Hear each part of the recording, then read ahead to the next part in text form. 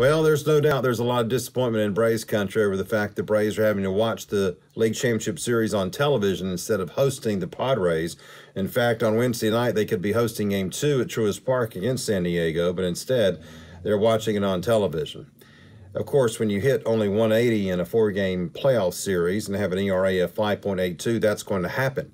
Phillies, on the other hand, in their 7 postseason games to this point, their starting rotation has an ERA of 1.17. And again, that shows you how hard it is to repeat. Now, we all know that if the Braves have not had some issues like Max Fried getting sick and like Spencer Strider having the oblique issue, maybe things would have been a little bit different. But there's no question they were going to have to overcome those two obstacles, and that was going to be tough. And they just didn't get the big hits when they needed to in the series against Philadelphia, particularly in games 3 and 4. So now what?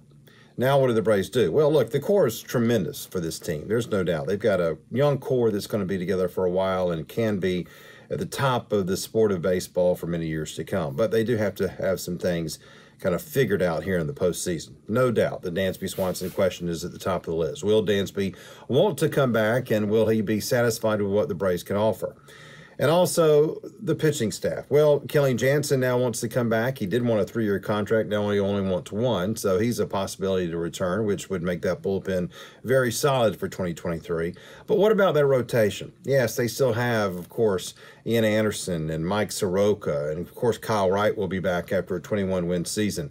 But will they go after Jacob deGrom, the top Mets pitcher for the last several years, who's been one of the best pitchers in the sport, who of course has had some injuries, but he wants to come to Atlanta? That's going to be a question we'll see that will be very interesting to watch, because there's no question if you put deGrom, a healthy deGrom, at the top of the rotation, the Braves could be very, very good. So, look, it was a great season, 101 wins. It was a great race against the Mets, and it helps a little bit, I guess, that they're not in it anymore as well.